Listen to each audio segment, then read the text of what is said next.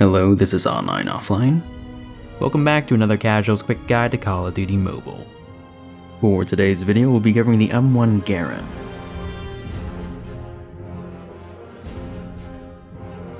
Introduced in Season 3 of 2025, the Garand is a semi-automatic battle rifle in the marksman class.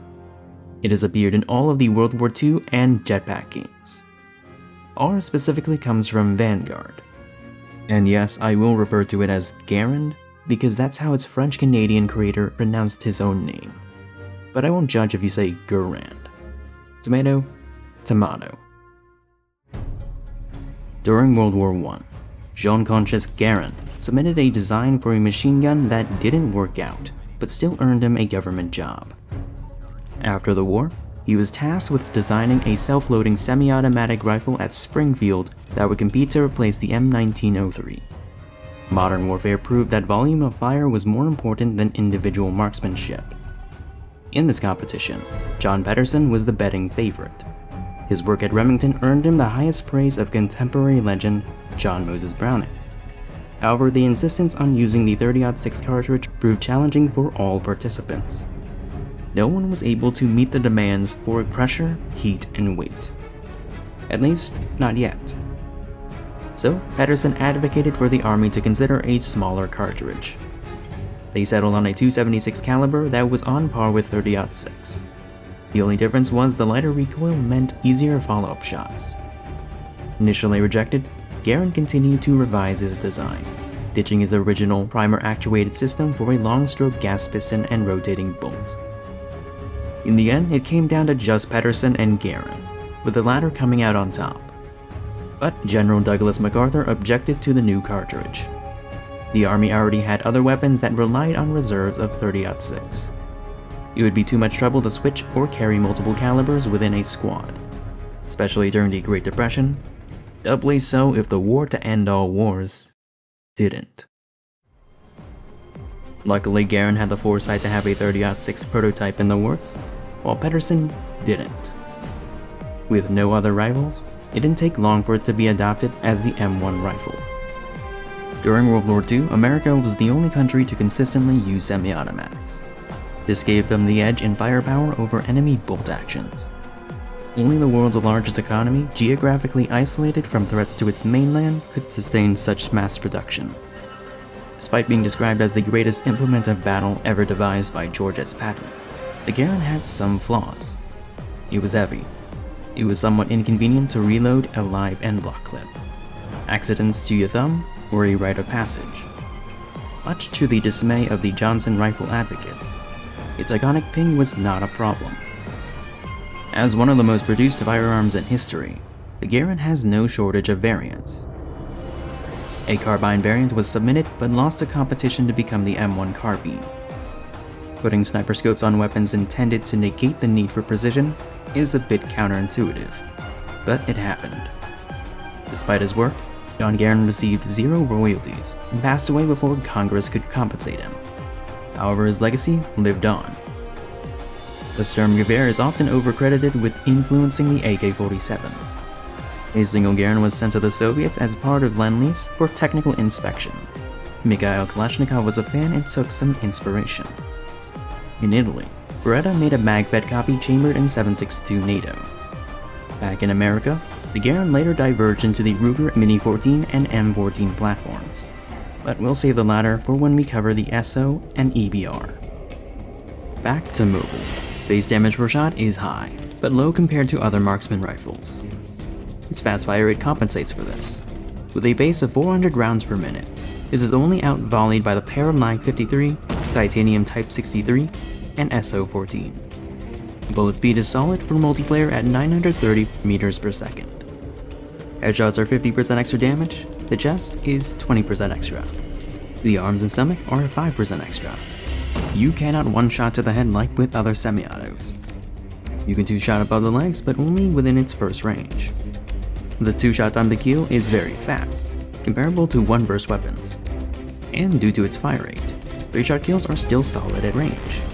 That is, if you have a good trigger finger. For a Vanguard gun, the barrels aren't anything too outlandish. Custom grants faster ADS and less recoil, but comes with a slower sprint out and wider hipfire. Iron Sights reduces recoil more than Custom and doesn't hurt your hipfire. Precision offers more range but slows your ADS and strafing. This is different from Vanguard, which sacrificed 2-shot kills to the body in order to 1-shot to the head. The only barrel that stands out is Shrouded. It increases your range and bullet speed by 40% in exchange for wider hipfire and slower strafing. In terms of mobility, the Garand is a mixed bag. The base ADS time is the fastest in its class, but it's not a priority on semi-autos.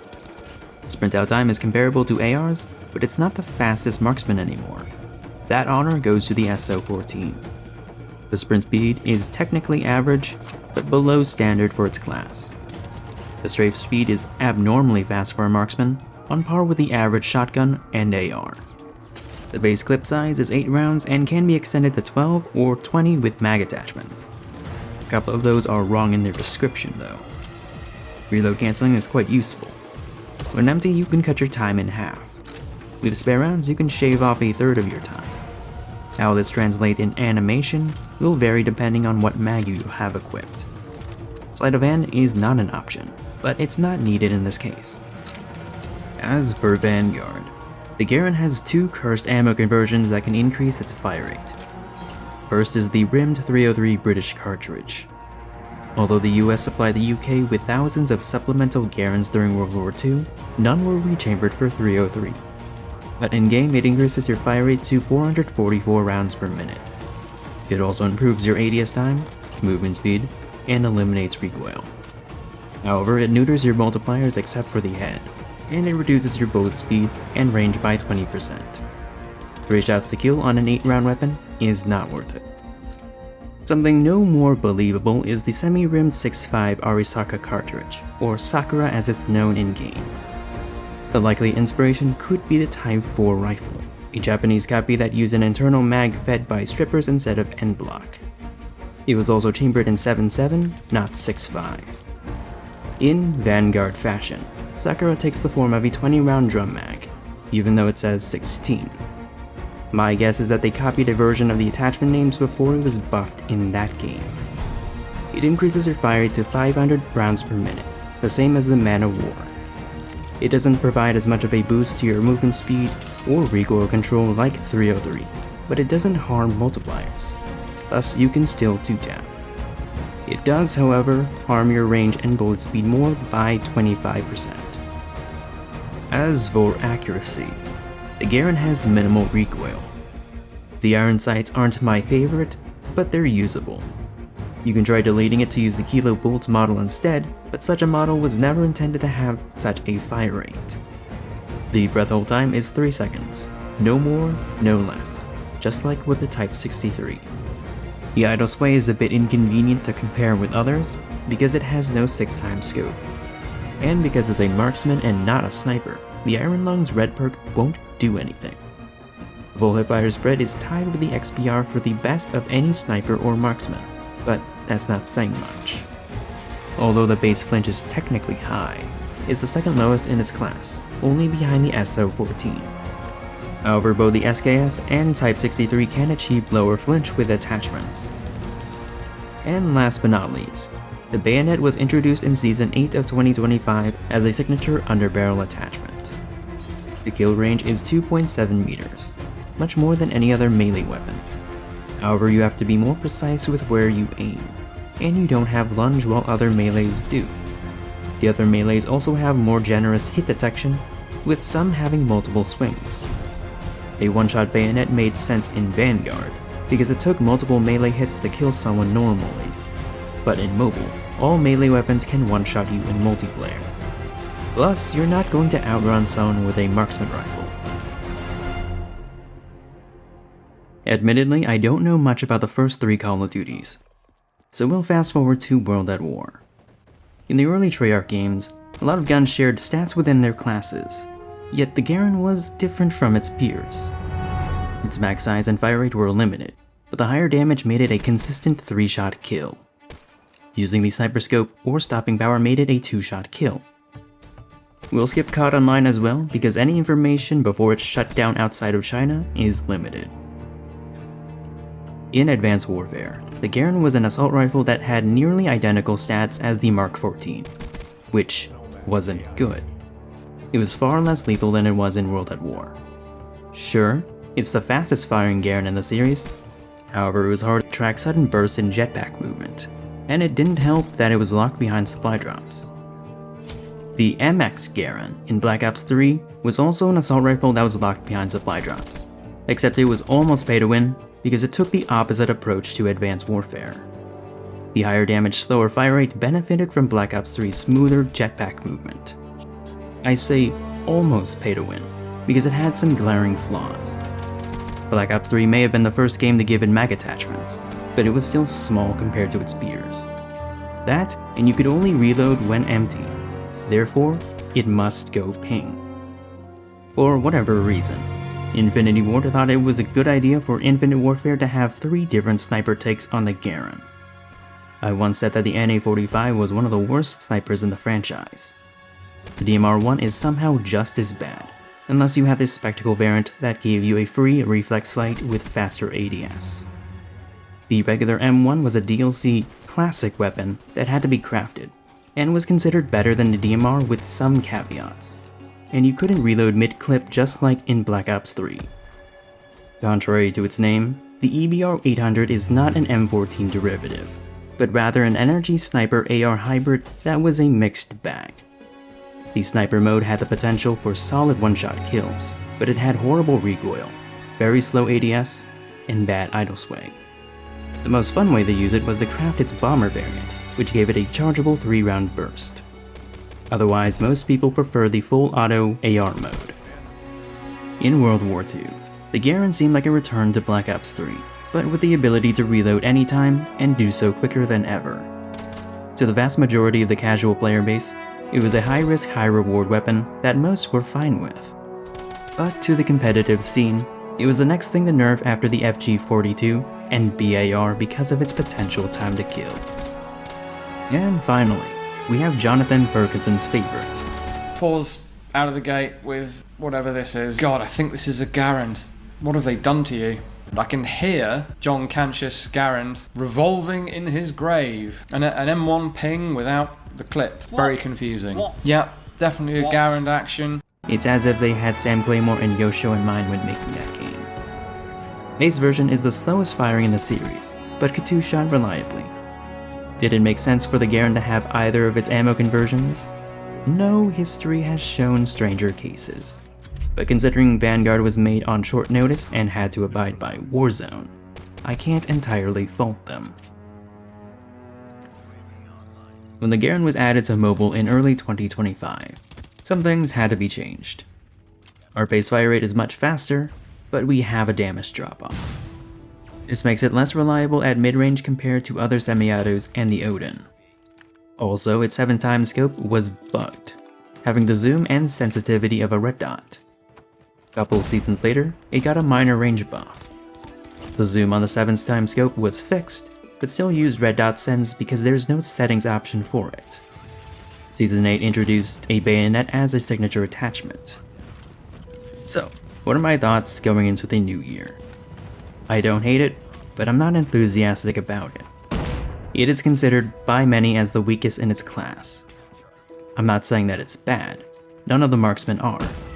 It's just that it takes considerably more effort to do well at something so specific. At best, I could see it having some potential in hardpoint where you're forced into close quarters. I prefer it as an overkill backup to a flex weapon, but if most people can't use the SKS or Type 63 effectively, the Garand isn't going to be easier for them, and you can bypass the risk of carpal tunnel by using the Odin. I've heard that it could be good in VR if you use the gold mod that converts it into full auto, but sniper ammo isn't common, and this isn't a BR channel. Since it doesn't hold a candle to the SKS, Type 63 and brand new SO14, we have to ask, is it at least better than the AR conversions? I like to think that I have a good trigger finger, so it was interesting to revisit the ASVAL, and I was pleasantly surprised. The fire rate is much slower, and the Garand can carry more ammo, but it was refreshing to have less flinch, no idle sway, and a bullet speed that's basically hit scan. Yes, the ARs still technically have bloom, but when tap firing, what matters is the initial spread, which isn't an issue. You've got over double the 2-shot range and can 1-shot to the head. Sure, the ADS time is slow, but you can strafe in and out of cover. Maybe it's a hot take, but if I had to choose, I'd go with the Garand with overkill, but the Val on its own. When revisiting the AMAX and M67, the recoil was noticeable, and the ADS was quite slower, so I felt less inclined to push its fire rate and less confident in close quarters. But as a proper DMR, the damage, range, and hit scan are impressive. Still, I would favor the Garand for its easier recoil. If the Garand is the spammy extreme on the semi-auto spectrum, then the Type 19 sniper is on the opposite end. Full body 2 shots into mid-range are compelling, but in this fast-paced chaotic meta, the fire rate is almost as slow as the EBR. The AR most similar to the Garand is the Lag 53 with its Para-Barrel. The damage is very similar, but the Garand's first range is just enough to 2-shot to the arms. The Lag has more range and can target the stomach and back into its mid-range. Unless you have a good trigger finger, you're not going to consistently notice a difference in fire rate. However, I have to go with the Garand for its more consistent 2 shots, faster bullet speed, and faster reloads. As it stands, the SO14 completely overshadows the Garand. So what can we suggest to improve it without going too far? First off, let it 2-shot to the arms at mid-range. It wouldn't be OP because the assault DMRs can already do so at long range, and it wouldn't apply to either ammo conversion, plus the fire rate would be kept in check. Second, marksman rifles would benefit from having access to iron lungs, just like snipers. The next 2 buffs are for attachments that maximize its abnormal strafe speed. That and 303 needs something going for it besides making 6.5 look good. It would be nice if the bayonet could lunge like other melees. Nothing too crazy. I think a better signature attachment would have been the M7 rifle grenade from World at War and World War II. You could give it the same stats as the Thumper and M4's launcher. The only issue is that it would have to be a muzzle attachment for it to make sense. And finally, since the Garand has appeared in the futuristic games, you could port their models as blueprints. You could even stuff a couple of strong boxes with their variants from AW and IW. But hey, that's just my opinion. This has been a Casual's quick guide. Feel free to suggest what weapons you want to see covered next. My name is On, and I'm off.